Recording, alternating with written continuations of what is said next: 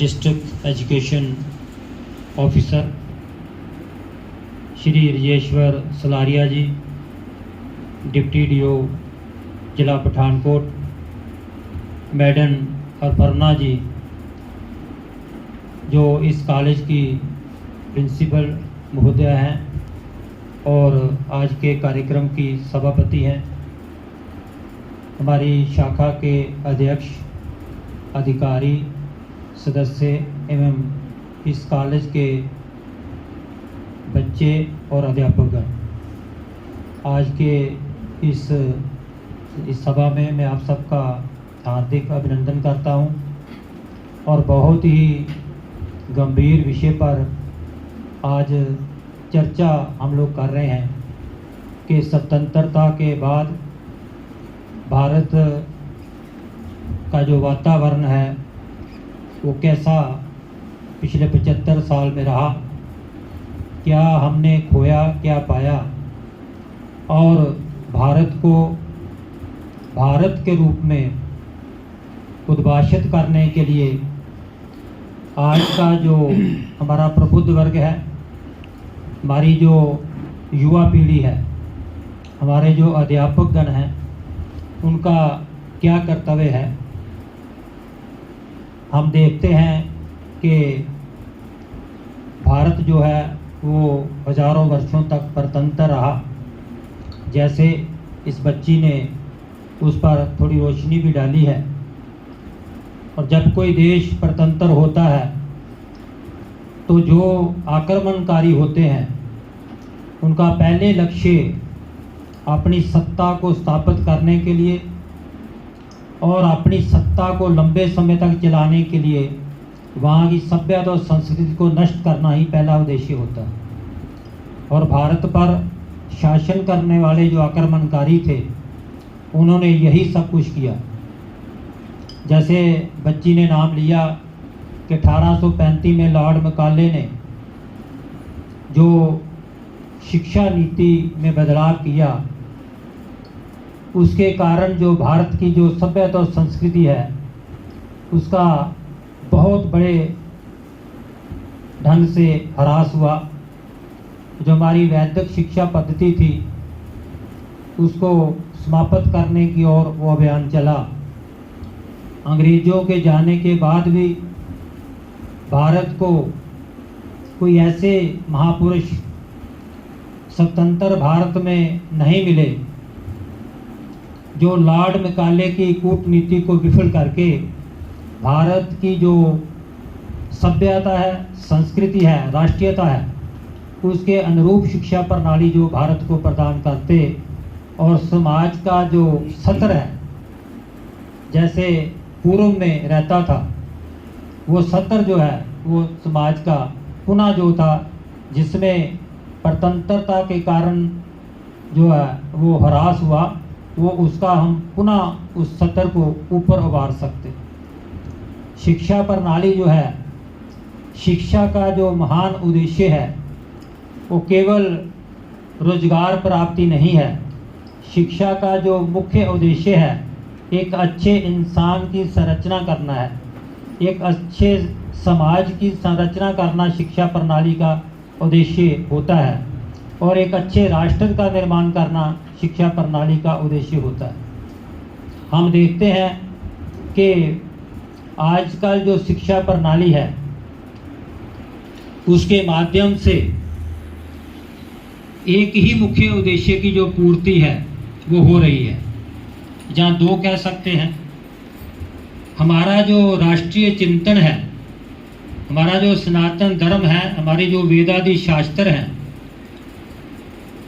यहाँ की जो मिट्टी है, यहाँ की जो मिट्टी की संस्कृति है, उसके आधार पर अगर हम विचार करें तो जो भी मनुष्य इस धरती पर आता है उसके जीवन का उद्देश्य होता है 4 पुरुषार्थ: धर्म, अर्थ, काम, मोक्ष।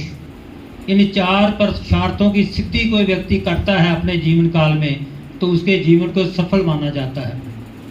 मगर आज की जो शिक्षा प्रणाली है उसने 2 विषयों को छोड़ दिया है।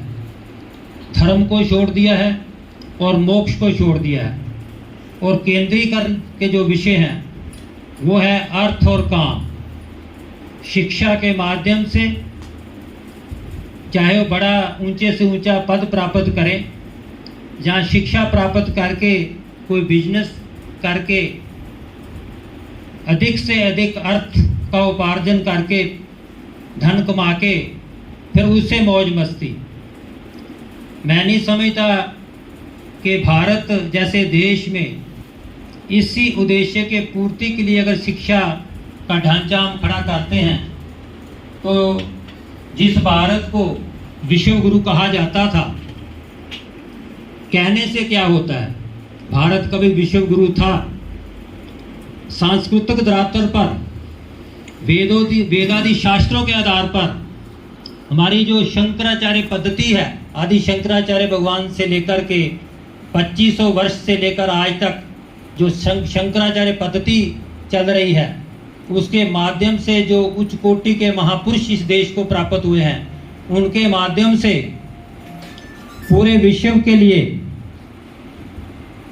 जो मैसेज कन्वे हो रहा है, उसके आधार पर हम कह सकते हैं आज हम पूरे विश्व के गुरु हैं। मगर सामाजिक धरातल पर अगर हम चिंतन करते हैं तो समाज का सतर हमें इस ढंग से सोचना, हमारे अंदर सोच पैदा नहीं करता और हमें सोचने पर बाध्य करता है कि जिस देश की संस्कृति, जिस देश का धर्म और जिस देश में इतने सारे उच्च कोटि के महापुरुषों ने, साक्षात भगवान भी जब अवतीर्ण होते हैं तो भारत भूमि को ही चुनते हैं, चाहे वो राम हो, चाहे वो कृष्ण हो, चाहे कलिकाल में जो उच्च कोटि के संत महापुरुष हुए हैं, उनमें मीराबाई भी हैं, उसमें अन्य अन्य बहुत उच्च कोटि के रविदास जी भी हैं, कबीर जी भी हैं, गुरु नानक देव जी भी हैं, गोविंद सिंह जी महाराज भी हैं, अनेकों महापुरुष हैं, उनकी गिनती खत्म नहीं हो सकती। हम सैकड़ों पुरुषों का नाम इस कलिकाल में, जो लोग कहते हैं कि धर्म क्या चीज़ है, परमात्मा क्या चीज़ है, ये जो भारत की भूमि है, इस पर कलिकाल में पैदा हुए इन महापुरुषों ने ये साबित कर दिया कि ईश्वर है, कोई इसको डिनाई नहीं कर सकता। मगर इसके बावजूद हमारी जो जनरेशन है, हमारा जो समाज है, हम इसको किस ओर लेकर जा रहे हैं। जब हम पत्र पत्रिकाओं को सुबह उठकर देखते हैं, टीवी चैनल को खोलते हैं, मुझे बताओ किसी को ये गर्व होता है देख कर के कि भारत के अंदर ये सब कुछ हो रहा है। मैं इस विषय पर आगे नहीं जाना चाहता। हमें मानकर चलना होगा कि स्वतंत्रता के बाद ऐसा नहीं है कि देश ने तरक्की नहीं की है, ऐसा भी नहीं है कि ऐसे लोग नहीं हुए जिन्होंने राष्ट्र के प्रति अपनी जो भक्ति है या राष्ट्र के प्रति जो प्रेम है उसको प्रदर्शित ना किया हो, जिन्होंने ईमानदारी से समाज को आगे बढ़ाने के लिए कार्य ना किया हो। मगर भारत जो है, भारत की जो पृष्ठभूमि है, भारत को जैसा होना चाहिए, क्या वो है? ये हमारे सामने प्रश्न है। उसका कारण एकमात्र क्या है? पूज्यपाद गोवर्धन मठ पुरी पीठाधीश्वर श्रीमद जगदू शंकराचार्य भगवान कहते हैं कि जिस देश को बर्बाद करना हो, जिस देश को नष्ट करना हो, जिस देश का विश्व के मानचित्र से मिटा देना हो, उसकी शिक्षा प्रणाली को विकृत कर दो, उसकी न्याय पद्धति को विकृत कर दो, देश अपने आप उसका बंटादार उसका हो जाएगा। और बहुत बढ़िया एग्जाम्पल हम सभी जानते हैं, बच्ची ने भी उसको कोट किया, लॉर्ड मैकाले को। क्या कारण है कि आज तक हम लॉर्ड मैकाले की जो कूटनीति थी या जो अंग्रेजों की कूटनीति थी, उस पर आज तक हम पानी नहीं फेर सके। हम शिक्षा जो हमारी नीति है उसमें जैसा बदलाव हमें करना चाहिए था, हम नहीं कर सके। इसलिए जो पीछे हो गया वो हो गया। कम से कम इस हाल में जितने लोग बैठे हैं आज इतना संकल्प लेकर तो जाएं कि मैं अपने स्तर पर मेरा जो जीवन है, मैं, मेरा परिवार, मेरी पार्टी, मेरा पंथ, इससे ऊपर उठ करके समाज कैसा होना चाहिए, मेरा देश कैसा होना चाहिए, मेरे बच्चों के संस्कार कैसे होने चाहिए। केवल जो मेरे बच्चे हैं वही मेरे बच्चे नहीं हैं। मेरी दृष्टि में, जैसे कि सिद्धार्थ शर्मा जी भी कह रहे थे कि अध्यापक का जो कार्य है वो इतना आसान नहीं है। यदि हम जितने भी समाज के जागरूक लोग हैं, चाहे वो अध्यापक हो, चाहे वो शिक्षाविद हो, चाहे जहाँ जो भी अधिकारी लोग हैं, चाहे समाज में बैठे हुए लोग जिनको इस राष्ट्र से प्रेम है, क्या हम सभी बच्चों को अगर अपने बच्चों से और आगे नहीं तो कम से कम अपने बच्चों जैसा तो उनको मानकर चलें, उनमें भी अपने बच्चे की छवि हम देखें, तो मैं नहीं समझता कि जब हम पूरे समाज में जो बच्चे हैं उनकी पीड़ा को, उनके जो कमियां हैं उनको आगे रखकर उनका समाधान करने का प्रयास करेंगे तो मेरे बच्चे जो हैं वो ऐसे ही रह जाएंगे। जो व्यक्ति, ये हमारा संस्था के माध्यम से अनुभव है कि जो भी व्यक्ति समाज के उत्कर्ष के लिए आगे समाज में आता है, उसका जो व्यक्तिगत जीवन है, चाहे उसका पारिवारिक जीवन है, उसमें किसी तरह की विकृति जो है ईश्वर पैदा नहीं होने देते। इसलिए अपने उद्भव को, अपने आप को आगे बढ़ाने की बजाय हम समाज को आगे बढ़ाने के लिए अगर कार्य करेंगे तो मैं नहीं समझता कि मेरा अपना जीवन जो है वो निम्न कोटि का रह जाएगा, जहाँ मेरे बच्चे जो हैं वो इधर उधर गलत साइड पे जा सकते हैं। तो केवल संकीर्णता है समाज में। जिसके पास धन आ जाता है वो उसमें इतना मदमस्त हो जाता है कि समाज की पीड़ा उसको दिखाई नहीं देती। मैं एक भगवत गीता का श्लोक के माध्यम से ये जीवन का रहस्य अपने बच्चों के सामने रखना चाहता हूँ। जो बच्चे यदि ध्यानपूर्वक सुन रहे हैं, यदि मेरी बात कड़वी लग रही हो, जहाँ लगे कि 21 टॉपिक को इन्होंने छेड़ दिया है, तो मैं जल्दी भी समाप्त कर सकता हूँ, मुझे खड़े होने का इतना चाव भी नहीं है। बाया स्पर्शे स्वसत आत्मा विंदत आत्मा जत सुखम जा सुख मशे मश्नुते। बाया स्पर्शे सशक्त आत्मा विंदत आत्मा जत सुखम सा यो युक्त आत्मा सुख मशे मश्नुते। भगवत गीता का ये श्लोक है। इसका अर्थ एक ही लाइन में बताऊंगा, विस्तार नहीं करूंगा। व्यक्ति सोचता है कि मुझे इच्छित वस्तु मिलने से सुख मिला, कार की कामना की, कार मिली तो मैं प्रसन्न हो गया। मगर भगवान कहते हैं कि इसका रहस्य ये है कि जो मैंने कामना पाली, कार मेरे पास होनी चाहिए, वो कामना कटने से सुख मिला। यदि इस रहस्य को व्यक्ति समझ जाएगा तो करोड़ों अरबों डॉलर रुपया इकट्ठे करने की उसके अंदर इच्छा नहीं रहेगी। आप सोचते होंगे कि इस देश में जो बहुत धनाढ़े लोग हैं, जहाँ पंजाब में भी बहुत धनाढ़े लोग हैं, टाटा बिरला है, अडानी अंबानी है, कुछ राजनेता भी हमारे बहुत अमीर है, मैं नाम नहीं लेना चाहता, उन्होंने भी बहुत धन इकट्ठा किया है। एक आम व्यक्ति जो हमारे जैसा है वो सोचता है कि ये बहुत प्रसन्न होंगे, बहुत खुश होंगे क्योंकि इनके पास धन बहुत है। मगर जो जगदू शंकराचार्य भगवान मार्गदर्शन देते हैं वेदादि शास्त्रों के आधार पर, क्योंकि हमारे पास अपना कुछ नहीं है, मैं जो भी बोल रहा हूँ उनके द्वारा जो शिक्षा मिली है 24 वर्ष में, उसको केंद्र में रखकर ही अपने वचनों को रख पा रहा हूँ। तो मेरे पास कुछ नहीं है, जो कुछ मैं कह रहा हूँ उनकी कृपा से ही यहाँ कह रहा हूँ। इसलिए इन वचनों को जो मैं बोल रहा हूँ ये मानकर चलिए कि इसमें से 90% वचन मेरे नहीं हैं, जगदीश शंकराचार्य भगवान के हैं। उनके जीवन में के बारे में 2 मिनट रख करके फिर मैं अपनी बात को समाप्त करूंगा। बच्चे ध्यान से सुने। कितना भी अमीर व्यक्ति क्यों ना हो, कितने भी बड़े पद पर बैठा कोई शासक क्यों ना हो, मुख्यमंत्री हो, प्रधानमंत्री हो, अमेरिका का राष्ट्रपति, इंग्लैंड का प्रधानमंत्री क्यों ना हो, जो व्यक्ति केवल अपने स्वार्थ के वशीभूत जीवन जीता है, समाज का चिंतन और समाज की चिंता नहीं करता है, उसको मरने से पहले अविवेक पूर्वक, सबका यही रहस्य है। अगर समझ जाओगे तो किसी की अमीरी देखकर, किसी का पद देखकर आपके मन में मलाल नहीं होगा कि मैं इससे कुछ कम हूँ। अपने जीवन को यहाँ है वहीं से ऊपर उठाने का हम प्रयास करेंगे।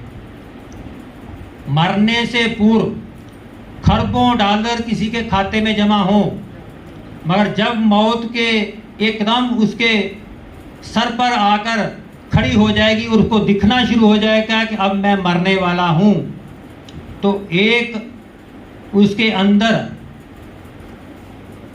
विचार पैदा होगा। क्या सोचेगा वो? जो जानना था जान ना सका, जीवन बीत गया। जो करना था कर ना सका, जीवन बीत गया। और जो पाना था पा ना सका, जीवन बीत गया। ये 3 खालीपन लेकर व्यक्ति मरता है। हमारे से भी ये नहीं है कि मैं उनकी उदाहरण दे रहा हूँ, तो जो हमारे स्तर के लोग हैं उनके मरने के समय ऐसा ना आता हो। जो भी व्यक्ति जिसको धर्म की चिंता नहीं है, जिसको संस्कृति की चिंता नहीं है, जिसको राष्ट्र की चिंता नहीं है, जिसको समाज की चिंता नहीं है, जो केवल अपने और परिवार के लिए जीता है, मरने से पहले, मरने के समय यही स्थिति उसकी होती है। इसलिए अपने ऊपर कृपा करने के लिए, किसी और पर कृपा नहीं। हम कहते हैं कि हमारा संगठन ये कर रहा है, वो कर रहा है, बहुत कुछ कर रहा है, बहुत अच्छी बात है, हम लोग कर रहे हैं, मगर जो हम कर रहे हैं वो सबसे पहले उसका लाभ हमें होने वाला है। ये भी मानकर चलो, जो व्यक्ति समाज के लिए कुछ करने के लिए निकलता है तो उसका पहला लाभ उसी को होता है। जगदीश शंकराचार्य भगवान एक दिन प्रवचनों में बता रहे थे कि व्यक्ति हवन यज्ञ करता है, उसमें आहुति डालता है, सामग्रियां डालता है, वो सोचता है कि मैंने अपने घर से 1000, 2000, 3000 रुपया लगा करके अग्नि की भेंट कर दिया। मगर उसको ये रहस्य समझना चाहिए कि मैं जो इसमें अग्नि में आहुति डाल रहा हूँ, क्योंकि अग्नि देवताओं का मुख है, देवताओं का मुख अग्नि है। जो भी हम उसमें होम करेंगे वो देवताओं को प्राप्त होगा। और जब व्यक्ति अपना शरीर छोड़ेगा, जो लगातार हवन यज्ञ करता है, वही जो हवन यज्ञ के माध्यम से जो उत्कृष्ट पदार्थ है वायु के रूप में, वो ही यहाँ से जो उसका पुर्यष्टक सहित जो उसकी जीव कला है, मैं भटकना नहीं चाहता, उसकी जो पुर्यष्टक सहित जीव कला है उसको लेकर के वो ही शरीर जो है, वो जो हवनीय सामग्री है, उसी का आवरण के रूप में शरीर बनता है और चंद्र लोक तक वो पहुंचता है। इसलिए मैं ये कहना चाहता हूँ जितने लोग सुन रहे हैं आज, कि आप जो करते हैं उसका कभी हम अहंकार अभिमान मत करो। अपने हृदय में आना भी नहीं चाहिए कि मैं ये किसी के लिए कर रहा हूँ। जब वो करता है तो वो सोचे कि ये मैं अपने लिए ही कर रहा हूँ, मैं दूसरे के बच्चे को पढ़ा रहा हूँ, तो मान कर चले कि मैं अपने ही बच्चे को पढ़ा रहा हूँ, तो उसका ये लाभ उसको आने वाले समय में हो सकता है। 1-2 मिनट के लिए जगदीश शंकराचार्य भगवान जी के जीवन के बारे में बताकर, शिक्षा नीति जो हमारी है, इसको अगर हमने व्यवहारिक बनाना है तो हमें ये जो भारतीय संस्कृति है, हमारा जो परंपरा है, भोजन, वस्त्र, आवास, शिक्षा, स्वास्थ्य, यातायात, उत्सव, त्योहार, रक्षा, सेवा, न्याय, विवाह, ये सारे जो प्रकल्प हैं, ये हमारी जो परंपरा है भारतीय, उसको पुष्ट करने वाले हैं। और जो हमारे सनातन मान बिंदु हैं, वो सनातन संस्कृति को पुष्ट करने वाले हैं। इसलिए इन तत्वों को जब आधार बना कर के हम भक्ति करेंगे, हम पूजा करेंगे, हम समाज की सेवा करेंगे, तो हमारा भी कल्याण होगा और राष्ट्र का भी कल्याण होगा। और जिन महापुरुषों के माध्यम से हम इस अभियान में लगे हुए हैं, उन महापुरुषों का जीवन चरित्र आप पढ़ेंगे तो आप रोए बिना नहीं रह सकते, और आप उनका जीवन चित्र पढ़ के आपके रोंगटे खड़े हो जाएंगे। हम उनको नहीं जानते, मगर इस राष्ट्र के लिए, भारत भूमि की रक्षा के लिए उन्होंने कितनी वेदना झेली है। 20 ग्रंथ उनके जो है वैदिक मैथमेटिक्स से ऊपर वो लिख चुके हैं। 200 से ऊपर उनके ग्रंथ जो है अब तक वो लिख चुके हैं। वर्ल्ड बैंक को, यूएनओ उनका पूरा समादर करते हैं। आप लोग जो कुछ जागरूक हैं, पत्र पत्रिकाएं पढ़ते हैं, लगभग 8 महीने पूर्व जो यूएनओ के सेक्रेटरी जनरल हैं, उन्होंने विश्व के राष्ट्राध्यक्षों, उद्योगपतियों की मीटिंग में कहा कि हम जो भी योजनाएं जो हैं